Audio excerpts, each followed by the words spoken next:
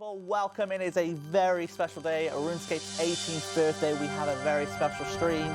Joining me to my left, first of all, we have the Gowers, and then of course Ash, Mod Ash, all the way at the end. And actually, for the first time, Ash, me and you have been on the stream together, which is a rarity. I can't believe it's the first time we've been on. Maybe they thought we were the same person. In these years. Yeah, no, it's the first time Thanks for I've been inviting me, by the way. Sorry? Thanks for inviting me. Oh, no, of course. I mean, I think we had to clear out the myths and get it cleared out, you know, and everything else of that. So, without further ado, let's go one by one. Well, you know, first of all, guys, what are you up to nowadays? What have you been cracking on with? I think we've probably all up to the same thing, aren't we? Yeah. So I'm still working on a new game engine, a new programming language that goes with that, and some test games to sort of prove that it all works. Been at it for a long time now. Can you believe I've actually been working that almost as long as I was working on RuneScape for now? Which is slightly terrifying. It's quite hard, but really enjoying it. It's going well. So how is it developing in this day and age compared to obviously back in the day of RuneScape? It's a lot more difficult because obviously the bar is a lot higher.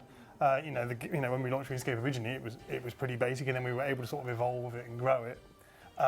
After launching it, whereas these days, you sort of look at the most basic sort of mobile phone game, and it's quite advanced. So yeah, it's sort of a bit of a treadmill. As fast as we're sort of developing our technology and our graphics engine and everything and trying to make it better, what's expected is also getting better. But there's a lot more competition these days. There's a lot more competition as well. It's harder to find a sort of niche that hasn't been something to get you noticed. Something to get you noticed. But anyway, I mean, it's good. It's good. Really, really pleased with how the game engine's going. It's definitely going to be blow it out of the water. It's going to be awesome. All right, so let's just get into it. Obviously, we're here for RuneScape. Let's dump in some questions. We have some questions we'd like to ask you, as a collective group. And Ash, by all means, feel free to join in as well. So first of all, what do you think was the reason RuneScape has done as well as it has, and essentially going on all the way up to the 18th year? I mean, I think there was a degree of being in the right place at the right time. I identified that something that I wanted to play that I couldn't find, that didn't exist, which was a browser-based game that you can play anywhere. I wanted to be able to play a sort of big sort of multiplayer RPG without having to pay a great big, massive monthly fee, which at the time you just couldn't do. The fact that you could play it in a library or at a school was massively helpful and it ran on a really low spec computer. It was a combination of all those things. It meant there was a whole massive audience of people who basically RuneScape was the only game they could actually play, because it was the only thing they could play at school. It was the only thing they could afford to play. It was the only thing that ran on their hardware. All that meant we effectively got free marketing. Just being a good game wasn't good enough. You also needed all those other things as well to sort of make it work. I think another thing as well in terms of the longevity of it having lasted 18 years is obviously been, since we launched it, updated almost every week. Mm-hmm. And most games, they might have a big expansion pack come out like every year or two, whereas RuneScape's been able to be very sort of reactive, especially more recently with the sort of like polled content and the like. We can see what works, we can go with what the players are most interested in, and I think that Jagex has played really well to that strength. Yeah, always having something to keep it fresh means that people don't have a reason to get bored. There's always something new to try out, so they can always. Some games will stop updating after a bit, or they'll update less and less, and then people will eventually get bored and find something else to fill their time instead. Yes, it's not like they're playing the same game for 18 years. It's very different from 2 years can make it unrecognisable if you choose the right era. And I mean, also, as well, if we look at both games, Old School, of course, have Cabbage coming out next week, alongside that the Mindsmith rework as well for RuneScape coming out next week. So, two significant content releases. I think that's safe to say for the games. And as you guys have mentioned, continually updating every week. That's kind of the biggest thing. And it also shows that the devs are trying everything they can to keep this game fresh, doing these little fixes. And sometimes, of course, you might not have these major weeks, but if there's little bug fixes, the commitment's there. And as a player playing, you're like, okay, these guys want to keep updating and do everything they can. And for a game to do that as long as RuneScape is insane, really. So, I mean, when we look back at RuneScape's release back in 2001, and then, of course, we had the membership release in February 2002. Yeah. If we look at how it's spiked, did you guys anticipate it? Did you have a plan for, if it spikes as far, what we're going to do? No, I mean, my aim at the time was to basically get more players than the sort of little text-based sort of mud that I've been playing prior to that, and that game was sort of getting maybe sort of 20, sort of 30 simultaneous players at peak, and my aim was sort of like, I'm going to beat that. I'm going to get more players than they've got by having graphics. And that was the level of my ambition. The actual software I'd written at the time couldn't actually handle more than a few hundred players concurrently, because I just didn't expect that to ever happen. And when all of a sudden the number of people very rapidly started going up, I was like, got to upgrade the software.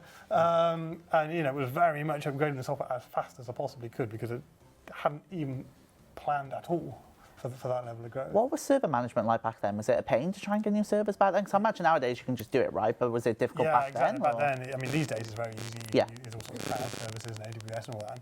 But back then, the only way to get a server was to literally buy a machine, physically locate it in a hosting facility, and it meant there was a certain amount of lead time to getting hardware, in that you actually had to order it, get it shipped. It would take several days, probably a few weeks to get it set up, which meant if the game grew faster than you expected, we actually had points where we had to... Someone's phone's causing chaos. Should we I'll just move all the phones on. Mine's on airplane. I'll check. Oh, let's get them all out of the way. All right. One's on airplane, but It's all right. Do the watches do anything? A watch? A watch could totally do it. A watch on airplane? I had no idea watches. We apologize. Sorry, everyone. It's because we're so invested in it, we didn't realise. So apologies for that. Service. So yeah, I mean, when it comes down to it, I mean, if there was an outage, like how did you guys have to deal with it back then? I imagine it was a bit more. It just went offline. We didn't have any sort of 24/7 coverage. So if it broke in the middle of the night, we didn't even know we were asleep. So we got up in the morning, we're like, oh, nuts. It broke just after I went to bed, and it's been off all night. We had issues as well where you had to come off a holiday once because So I definitely remember one time we had a 1 week holiday in the year, and we got about 3 days into the holiday, and Andrew was like, I've got to go back to Cambridge. Yeah. Because everything's just falling a bit. Do you remember specifically what it was? Yeah, I actually did take a laptop and a really, really earlier GPRS card, which cost, which was like worse than dial-up speed. So I could at least do text-based administration of the service if anything went wrong, which was at least enough that I was able to spot that it had gone wrong. But yeah, we'd upgraded to a new database like a couple of weeks before the holiday, and basically that had loads of performance problems that we hadn't anticipated when the load got high.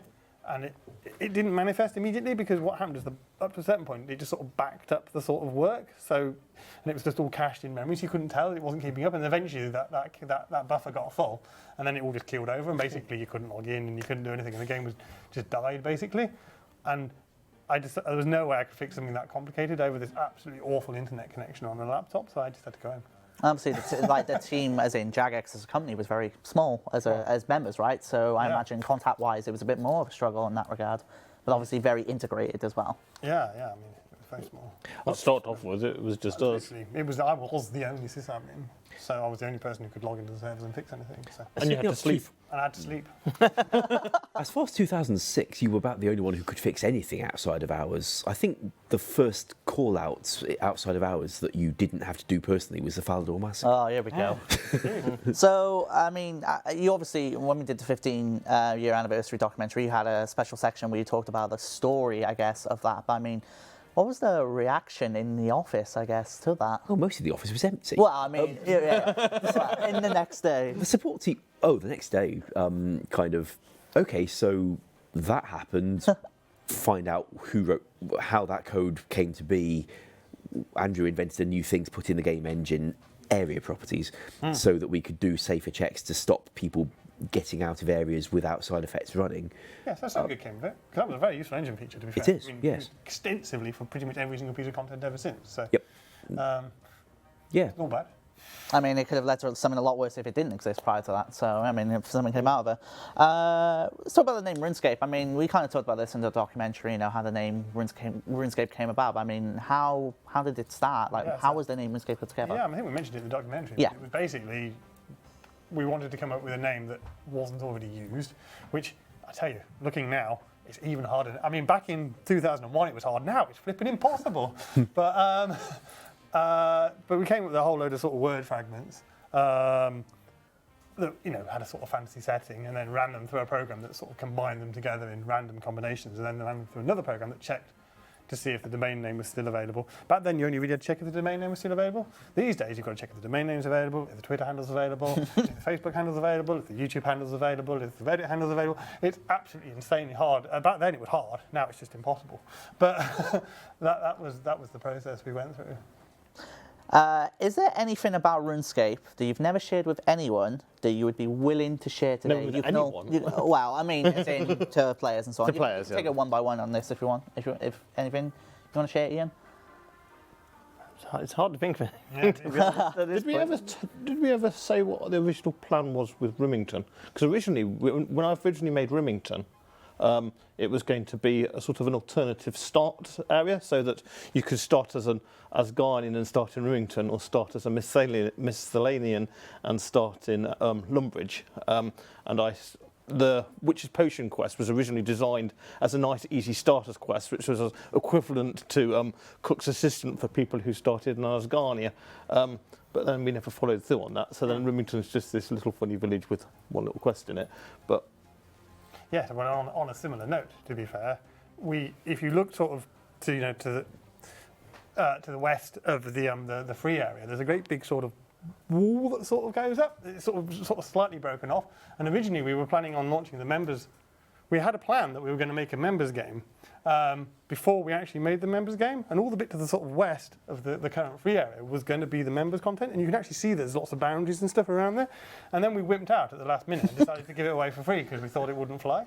oh yeah, the boundary between Asgardia and Yeah, Mistlin. Asgardia was going to be the members game. Except, Mistlin was going to be the free game. but then we put Asgardia in the game while we were building it with the wall, and people got all excited about it, and we hadn't told them that it was going to be pay only. And it would have been a bit of a letdown if we said, oh, here it is, oh, and by the way, you have to pay. You probably need to warn them a bit in advance, or it's just going to... Yeah. It would have gone down very, very badly if we said, oh. So Asgardia was the original members game, but then we gave it away for free. It's fair. Just a question for me, if that's all right. So, obviously, in the nowadays of RuneScape, old time RuneScape, it's very hyper in regards to how we've got to be engaging with topics, posts and so on and so forth. What was it like back then, trying to handle, let's say, the forums, for example, back then? What was it like trying to communicate that? Originally, we didn't even have our own forums. We were entirely dependent on fan forums. Forums, we were so worked off our feet just making the game, sort of trying to run our forums, I think, wasn't something we'd even sort of considered. And then we didn't, we weren't very sort of clued into the whole... These days, you wouldn't dream of sort of making a game without thinking about all the sort of social media and forum and all those sort of aspects. Because they exist. Because they exist. Back then, most games didn't even have forums for people talking about them. It was a bit of an alien concept. And when people first started making fan sites and putting forums up where they talked to the game, you're like, ooh, that's something we didn't expect. I didn't expect people to be making forums talking about the game. And we went to the third-party forums, we were... Yeah, it was quite exciting for us to actually go, oh, we've got fan sites, this is exciting. We never expected that. How did they know it was you? Because obviously anyone could just register the name with you guys. How would they know it was actually you going to post on them? You could confirm in game with the characters of the people who won. But it must be quite an experience just to see you guys turn up, That'd be awesome. Yeah, but the people who ran the forums were, checked that we were the right people, and they, generally made the quite a few of the people who were sort of running forums at that time, sort of high-level players that we knew. Anyway, the community was much smaller. You knew actually quite a surprising There's only a lot chunk of of high-level, or the keener players who were generally the people who were playing on the forums. We tended to know most of them. They were all on our friends lists. We chatted to them when we went into the game. So they were the ones which would give most feedback about how the game was going. Yeah, they were the ones we'd go to and ask, "What do you think of this update?" So. Awesome. Okay, so let's talk about early days of Jagex. So obviously when you guys got going, you, I believe it was St. John's Innovation Centre, is that correct, where you guys got started? Yeah, in the first office. So what was that first office like working there? It was small. It was a lot smaller than the room that we're in now. And we originally had 4 people in that. It was me and Paul and 2 others. And then we rapidly grew that up to 7 people, which really didn't fit. Yeah, there were 7 people crammed into a very small space. Crammed into a space that was not big enough for 7 people. And then we just got a bigger office, moved just to another office in the same building. It was lucky that the building had lots of different size units, and you could move at very short notice. It wasn't like you were tied in to a long sort of contract. So it was perfect for a rapidly growing company. And we moved office. I can't lose count how many times we moved office in that building in the first few years. It was 4 or 5 times. I think we moved office. We only moved office 3 times, but at various times we we got an office and then you reunit next door. knocked a hole in the wall to the next office and Yeah. made it bigger that way. So Talking about knocking. Oh, there's a knocking. Hello. Oh, hello. We have. Birthday to you. Oh boy. happy birthday to you. Happy birthday, dear RuneScape. Happy birthday to you.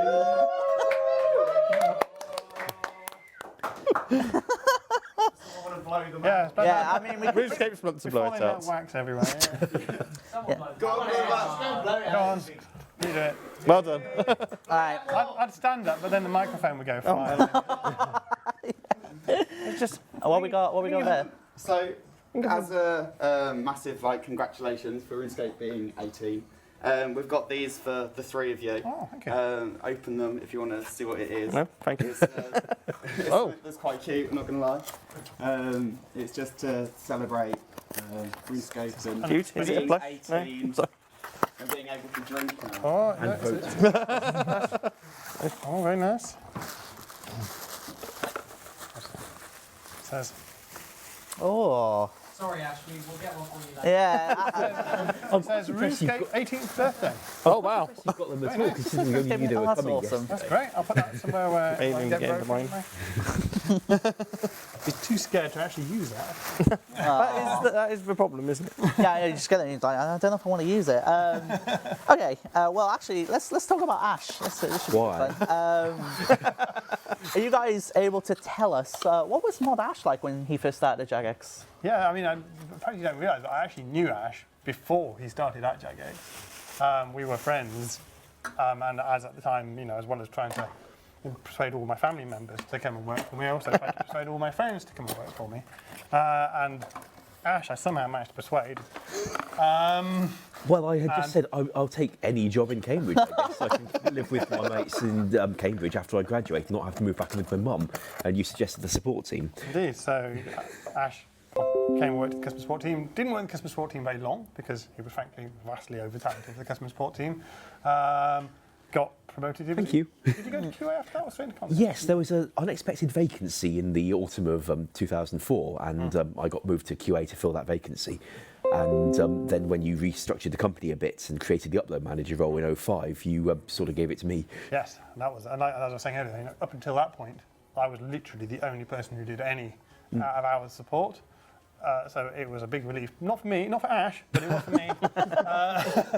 That someone else could do some out of hours support. But Well, I think it's important to have that kind of delegation as well, especially for your sanity as well. I mean, obviously Well, the passion is there, but Yeah, I mean, prior to that, I do remember that I had to change my ringtone periodically because it got to the point where I associated my ringtone with the game being broken, because that was pretty much the only reason my phone rang in the middle of the night. So I'd hear that noise, I'd be like, because it always meant something had gone catastrophically wrong. did it happen often? Yes. Oh. Not often, not like catastrophically, Yeah. but very, very often something needed fixing, and it was 3 o'clock in the morning. It was probably a weekly basis, because the thing is, at the time, we focused on having a really, really good system for fixing bugs really quickly. What we didn't have was a really good system for avoiding the bugs being there in the first place. So we'd launch a piece of content, we'd test it, but we could never test the thousands of permutations that the players could test in a matter of minutes because there wasn't, 100,000 of us. So there was always bugs, but our trick was that we'd fix them so fast that only 1 or 2 people would have actually noticed it. But it did mean that I was just basically on call every single time there was an update, and pretty much got called out every time. Yeah, which is not what people associate with being the company founder for the startup that's doing really well. It's not expected that you'll be the one on the end of the phone for so many years. Yeah. I mean, I remember calling you myself once to report that people could PK in the new Abyssal area that had been launched that day. Because although the attack option was removed, you could still cast spells manually, because removing the attack option doesn't actually stop you fighting. And what you had to come in and do about that was quite extreme, I recall. You changed one command to work like another one so that you could get a very easy code fix in place for the night. and have word with the dev about how to stop combat differently the next morning.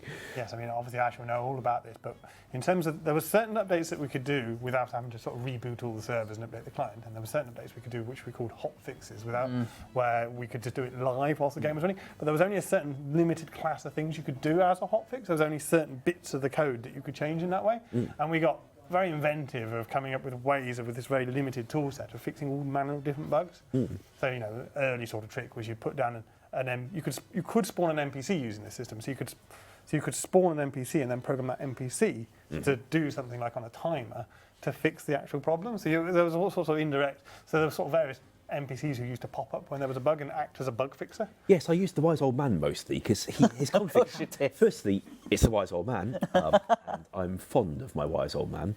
Secondly, his config happens to involve him not moving, so he's perfect for putting in a place and he won't go anywhere. And he didn't have any particular code because that config of him was a model used by multi-NPCs, so he'd never do anything else. I could just put him places and he'd run his timer. And sometimes I'd put him somewhere the players could see him and give him some dialogue to explain, oh, I heard people getting stuck in the water here at Cabbage, so I thought I'd turn up and teleport them out. Other times we'd just stick him on top of a nearby building because he didn't have to be there. I think it's cool that you can apply like kind of a flavor text to that scenario as well. Like the main thing is to try and at least, yeah, we kind of made this mistake, but if we can find a fun way to try and fix it. Like I remember a bug we had 2 years ago on RuneScape where there was a way to duplicate your followers, so you'd have followers everywhere. Yes. So we hotfixed it. We could have deleted all the followers, but we made it into a bit of a game where everyone who would right-click examine a null follower would delete it. So it would turn into groups who would go and hunt these followers that are null and just remove them and just stuff like that. It's really fun. I like that. I think it was really cool the way it was done. Well, since we operated in multiple languages by the time I was doing some of these, and while I can write humorous flavour text in English, I can't do that in any other language. So the localization team gave me a few stock phrases that I could use for other situations. Like the wise old man standing on Cabbage Beach, teleporting people out who'd got stuck in the sea constantly.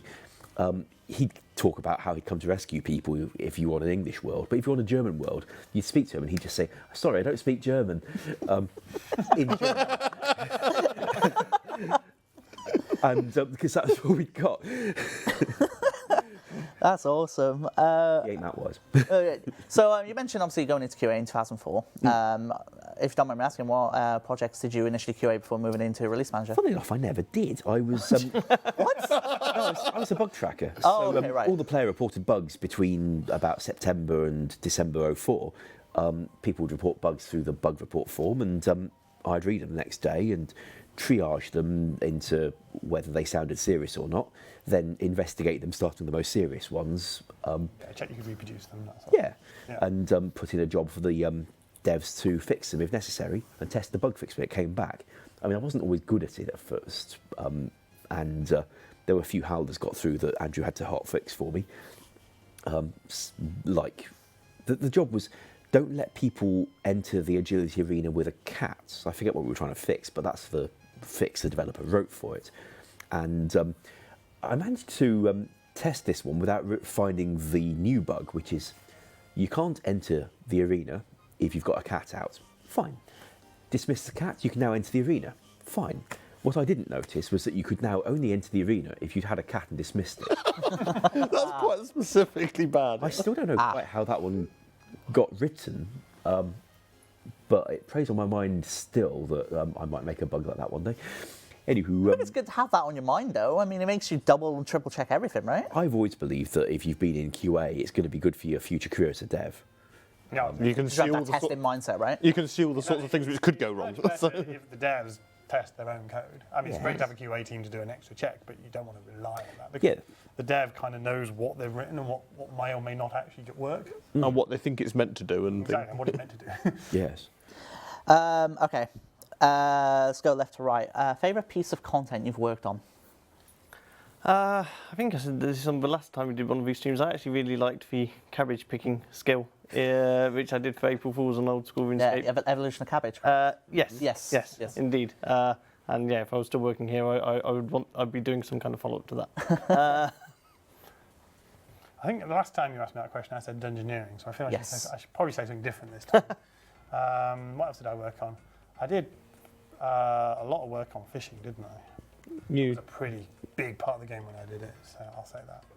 I mean, there wasn't much content I did, so it was there was lots of stuff I inputted on, but fishing was something I actually made pretty much start to finish.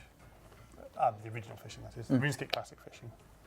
I mean, I enjoyed doing the herbalist skill. It was nice to have a skill where you could try and get the different bits from it in all sorts of different places at the time. I mean, a lot of the time these days people just buy what they need on the All the different combinations and stuff like that. Yeah, but it's nice just to have a little bit of the skill all over the place and have some monsters which were better at dropping some reagents and some which would spawn here and there. So it felt like quite a fun, varied skill to play at the time. So that was fun. But How are you, Ash? I have written a fair bit of content. I think still the love story quest. The design, the programming, the dialogue, the music, they gave me a lot of free rein on that one, and I had a lot of fun. They even let me write a romantic silent movie cutscene, including the gushy soundtrack for it, where there's no dialogue, no text, just the wise old man and when he was young, and meeting a girl, she bought him a drink, then they start dancing around each other, and we see them playing together like players would, and show a sort of relationship in RuneScape with all three emotes. I had a lot of fun on that. Bit of, I guess, advice, but obviously the industry is a whole different ball game nowadays, Andrew. But what was the most challenging part of running a tech startup like Jagex back in the 2000s? I mean, back then, both our greatest and the greatest challenge was the fact that we were tracking the ground. So you couldn't sort of go and Google how do you solve this problem, because nobody had even tried. So we were having to invent everything, and not just sort of the actual game, but all the sort of supporting stuff as well. It was like, how do you actually run a browser-based game? Well, no one's really trying.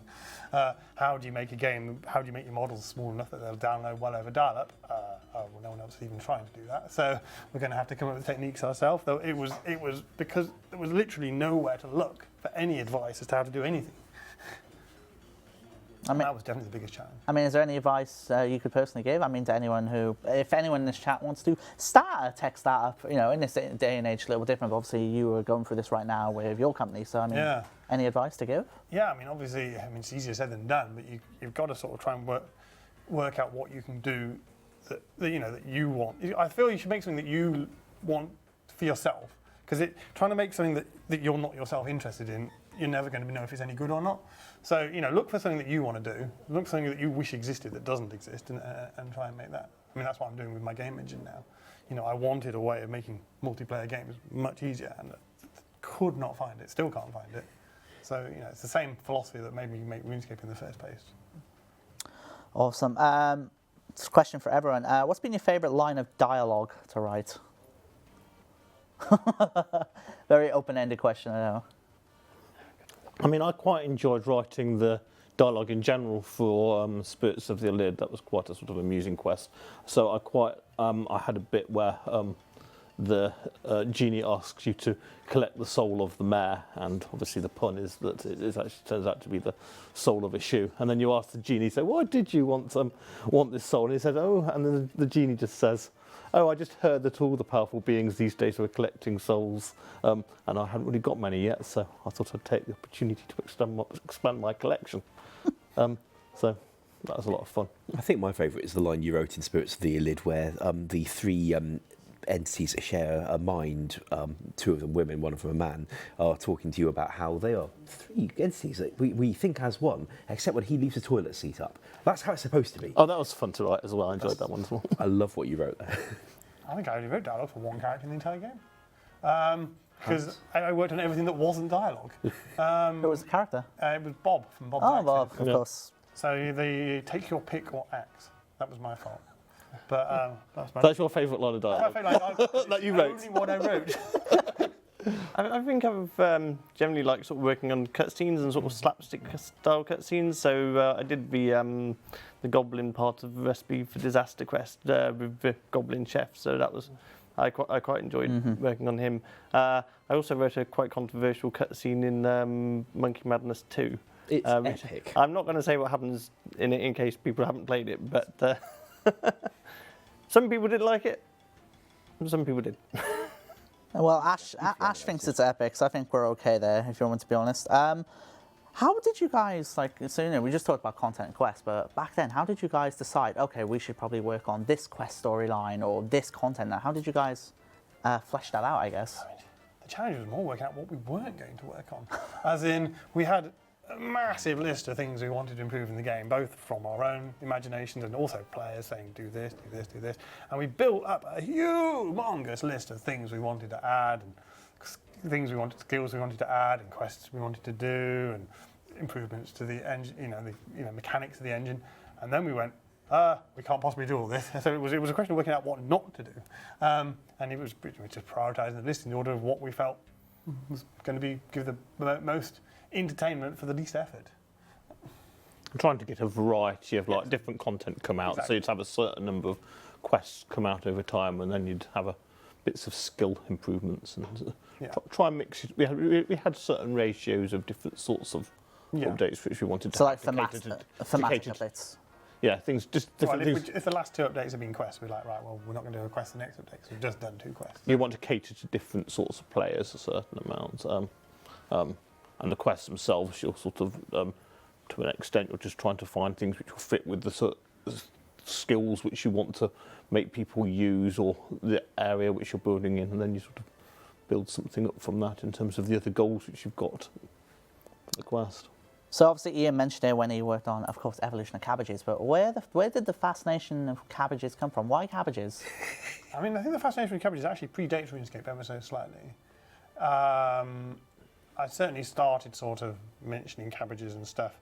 Don't know why. I think I probably got it off a friend who was a bit sort of, who liked using the word cabbage. And then you're trying to work out which one now, aren't you? Yeah. Not Ash, then. Not Ash. I'll give you a clue. You lived in a house with him. Oh, that one. Whoa. You couldn't have sounded any more excited about that. Yeah, and I used it in various sort of error messages, sort of internally. So, I put it in as a sort of placeholder string when it went wrong, and it still had to return a string, so the program would compile. And occasionally, those placeholder strings that were meant to be unreachable escaped. There was a bug in the chat filter, very briefly, where it was meant to be impossible for a certain code path to be reached, but in fact, it got reached no matter what you typed due to another bug, which meant everything everyone said turned into the word cabbage. So you'd say, hello, how are you? And it would go, cabbage, cabbage, cabbage, cabbage. And that actually went live for a few minutes. We went, oh my goodness, what have we done? And that obviously helped sort of reinforce the whole cabbage thing, because it sort of, that went live. There was an internal error message, which I think might still be there. You've got the compiler with, if we've got an unsafe use of a pointer, or a pointer that needs another pass to see whether it's being used safely, but the name of the pointer hasn't been specified as a string, it defaults to eep eep cabbage. So I get told... That bit of code was meant to be unreachable. In fact, I fixed that bug, but then when you launched old school RuneScape, you brought back the old compiler, so now the bug's back again. Yes. Yes. In fact, sometimes you can get that same error message thousands of times just in a single a single pack. If lots of procedures might be corrupting eep eep cabbage, then the compiler wants you to rerun the tool to make sure that your use of eep eep cabbage is safe. It's go down quite well when I tweet those screenshots. Oh man, what's been your favourite piece of content released in the past 5 years? Anything stands out? Gower Quest! Yes. I'm biased. Yes. I mean, I like that we've got the mobile version. I mean, it's not exactly content, but it's a good thing to be able to like play in little gaps here and there. So that's a fun new thing to have as a release. I mean, another one I quite enjoyed working on was Dead Man mode, because that sort of quite changed the way people were playing it compared to, the more you can. Okay, I mean, people are very sort of no XP waste, but you can play RuneScape relatively relaxed, and then you sort of got the sort of frenetic energy in Dead Man mode and the whole streaming community, and the fact that live streaming games is now a thing. I mean, I think it launched at the right time. I mean, I talked about this on, I think, the 15th anniversary stream when Dead Man was mentioned back then, but I mean, Dead Man, I think, launched at the right time for a game like Old School, and as you obviously mentioned with the streaming, it was taking off from that, and obviously the support from the old school guys and the team as they continue to iterate itself better and better and better, and obviously it's doing incredibly well. So it's a testament to obviously the value of that mode as well and how well it does. Ash, favourite piece of content released in the last 5 years? Despite the balancing issues, Zulrah. The reason for that is that Old School had been expanding over 2013 and 14, but mostly with things that RS3 had, like the God Wars dungeon, or smallish things, a new dungeon with some more Slayer monsters in. But creating Zulrah was the first time we changed the shape of the landscape, created some new, truly new lore, done a pretty significant update. It wasn't even just content, there was really unique graphics for it from Mod Ghost, and you gave us full visibility instances so that we could use the terrain more fully and have a decent player experience in it.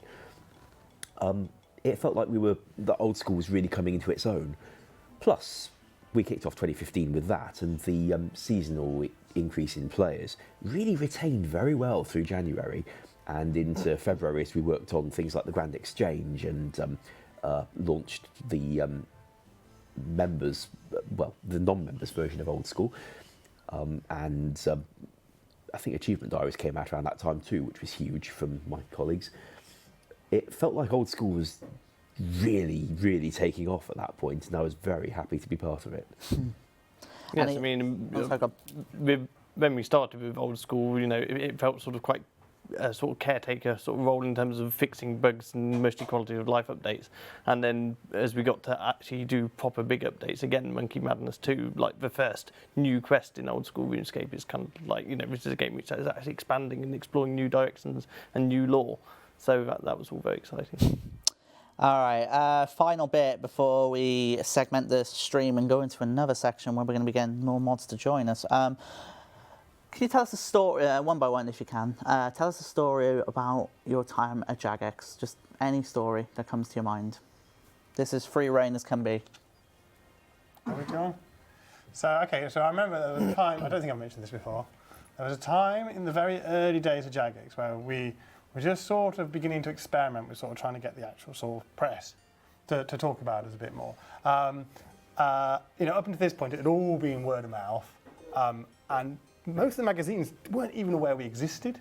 You know, even though the game was quite big, because we're such a non-conventional way of distributing a game, and they were all very focused on retail, they weren't even aware we were out there. And we were like, how can we actually get the games press to notice us and talk about us and actually realise we're actually quite a big game? And we thought, well, we're going off on a company jolly. We did these sort of company rewards for our staff to sort of celebrate the fact that the game was going so fast. And we were taking everyone to Iceland, which was a pretty extravagant thing because we'd hit a massive milestone of the number of members. And we thought, well, we're going there anyway. Why don't we take a few journalists along with us so that we can explain to them about the game, and they'll probably actually, you know, listen to us if they get a holiday out of it. So we invited a whole load of journalists to come to Iceland with us, and the whole idea was to impress these journalists, and you know, and make them think we were a great company. And then we had two big monster trucks that we'd hired that we were sort of driving, and there was about, something was quite small, so there was about sort of 10 people in each truck. And we were off to go and explore a bit of Iceland, and you know, a load of people in one truck, a load of people in another truck. About half an hour down the road, got a phone call from one of the journalists saying, "Where are you? I'm waiting in the lobby. Where are you?" And turned out both people had assumed that the journalist was in the other monster truck, and we'd actually left them behind at the hotel. So our plan to impress the journalist kind of went a bit wrong. Was that the same journalist who had their luggage lost, or was that? Yeah, I can't remember. There was one of the journalists had their luggage lost. That wasn't our fault. That was the airline's fault. Yes, indeed. And one of them twisted their ankle. We were hiking around a volcano. Yes, it wasn't entirely successful, but yeah. We didn't But really they did, know much to be about fair, know about us after that. Well, I mean, you got your goal out of it, right? Yeah. So, oh dear. Any stories, Paul, Ash? Anything at all?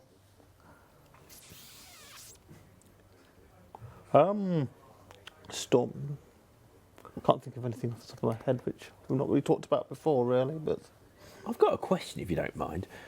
I mean, you guys always come to RuneFest, and it's really great to see the players getting to meet you again after all this time. So you've also seen some of the revelations about what's coming in the 2 games over the forthcoming year. Is there anything I don't know, you're particularly excited that you've heard about from either RuneScape? Well, the obvious one, pardon me. The obvious one would be warding. Indeed. I was going to say that as well. Yeah, because you know it. It very much sort of it very much sort of parallels the release of runecrafting when we released RS2, because it was kind of like, well, you can make stuff for range, you can make stuff for melee, and you can't make stuff for mage. So we were like, well, we add in runecrafting. Obviously, completes the triangle. So then, when last sort of RuneFest, you know, we saw the presentations about warding. It was like, it's the same parallel. Yeah, it's like, why can you make? Why can't you make those things? Why can't you make mage armor? You just missed that bit out. It's bizarre. So it doesn't feel like something which is being shoehorned in. It just feels like a natural fit. It feels like something that should always have been there, and we just somehow forgot to do that. Well, you mentioned that there was so much stuff you wanted to do, but then you have to obviously schedule in everything. I mean, that could have been one of them. That's basically how it happened. Yeah. Sure. It might have been something which we'd have come up with ourselves if we were given time, potentially. I don't know. All right, before we wrap this bit up, you know, how can players still keep in touch with you guys? Obviously, you know, you don't work on RuneScape, but you were obviously on Twitter. Yeah, my Twitter. I mean, how did they get in touch? Send me a message on Twitter. It's at Andrew C. Gower. And I don't get a lot of messages on Twitter, so you might actually get a reply. Oh, there you go. Yeah, that's the best way to keep in touch. And I do look at my messages. I don't post updates very often because, you know, talking about working on a programming language isn't very exciting. Once we're actually making some games in the programming language, there'll be lots more updates because that'll be more interesting to people. But anyone who can keep in touch with you, Ian and Paul? Yeah, same. I've got a Twitter handle at Mr. Ian Gower. Mr. Ian Gower. Well, Ian Gower had already gone. Someone had already taken. I should set myself up a Twitter at some point. Yes. Yes. I'm behind the times. Yes. There you go. And have all the Gowers on Twitter. That'd be awesome. All right. Well, obviously, first of all, thank you guys so much, because this is actually quite late notice to get you guys here. So, you know, you guys took it on such short notice, and we appreciate you guys coming in. I think I can say that on behalf of Jagex. But again, 18 years of a game that will continue to carry on, and, you know, I'm sure we'll be back here in 2 years' time, in 20 years, when it hits its 20th birthday. But is there anything you guys want to say before we wrap up this bit at all? no, just thank you very much for Thanks for inviting us back. Inviting us back. Can't believe the game is 18 years old. Just keep it going. Hell yeah. Hell yeah. Old enough to vote. Yep. It's Oh, man. There are now adults in the world who have not lived in a time when there has been no RuneScape as of today. There you go. Oh, man. Well, there you go. So, again, thank you so much to Ian, Andrew, Paul, and Ash. Ash, are you staying on for this next bit? I think they may have had enough of me by now. And Did you really just say that? You know what the chat is going to say, don't you? They will never enough. You know how this goes. There we go. Look, see, point proven right there. Well, I guess if I was to say one thing, then 73. There we go. But yes, the stream's not over, but in the meantime, we're going to play a couple of videos. You've been, of course, watching the stream before we went live on this couch. You would have been seeing some of the classic nostalgia videos. These guys actually were watching them as well, and remarking about the incredible quality for the nostalgia clips all the way back then as well. But yes, we'll play a couple of clips, and then we'll be back with more mods on the couch, discussing more of the memories of RuneScape in its 18 years. So apart from that, we'll see you in just a little bit.